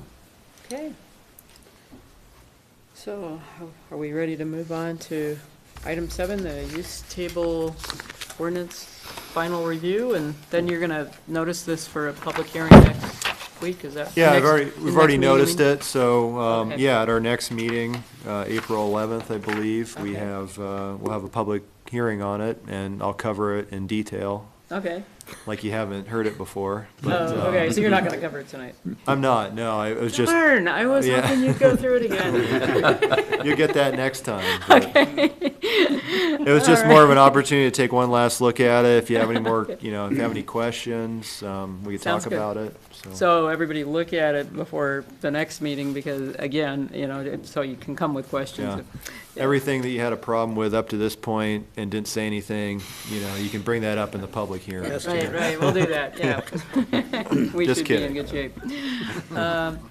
Okay, and then I apologize, on item 8, I had a little bit of confusion over what was on the agenda, which was, I thought was an article we had already covered, which was the cottage housing in Spokane in terms of small houses. And actually, Mike had, you were going on recommendations from Nils, right, from Strong Towns? And- Yeah, So I guess we just need to have, if that's something people want to continue this discussion we had tonight, but with some informed reading behind it. Is that what you're thinking? Yeah, it was just, at his presentation last time, he had just offered up a couple of potential shared readings that we might look into as kind of just a follow-up to his presentation. And I just wanted to have a discussion as to, is Whether that we wanna something do we that? want to do? I went out and looked at them. They're fairly short. And there's 2 of them. One's on Strong Towns. Chuck Marone is the gentleman's name that runs that. And I think we've looked at some Strong Yeah, Towns we stuff have. before. There's a lot on their website, so I wanted to get the specific articles he was talking about. And he's just making a case for why we need small house development, and it's fairly short. And then the second one is an architect that's won, I think, this year's Pritzker Award. Has designed, it's kind of a modern design on homes that are meant to be added onto, so it's like half of a home. And then there's, I guess, he's built it into the architecture where it's easy to be able to add as, whatever the case may be. And I had just glanced over both articles, but they're both fairly brief and look pretty interesting to me, but I just, that's, we were going to post them if that's what everybody wanted to do, or we can move on. Is that, Let's post them and take a yeah, look. I think. okay, so Okay. would we have time at the next meeting to discuss them, do you think, or do you think the public? They're hearing? pretty short, so we can get them posted, and then Okay. everybody can take a look at them and Okay, sounds good. go, okay. Anyway, You All right. know, the idea, you wonder about the small, tiny homes, and I missed the thing last week. Can I is there a chance that I can get is it a PowerPoint? Yeah, what I can do is export it to PDF, and then Or you could just I'll look just at send it. it to everybody in email. Is it on? on the video, I mean, it was on video. Because I have capture. trouble watching these proceedings on my computer for Silverlight or something. I never can. recently. We switched to YouTube, so new website, they're on. I didn't try this last one because I finally gave up, but Yeah. okay, good, they don't require Silverlight anymore, not that I can see. good. But yeah, we'll export it to PDF and then send it out so everybody has it. So Okay, we'll that'd send be it great. out. Yeah. Okay. All right, meeting adjourned, thank you. Super. Yeah. Thank you.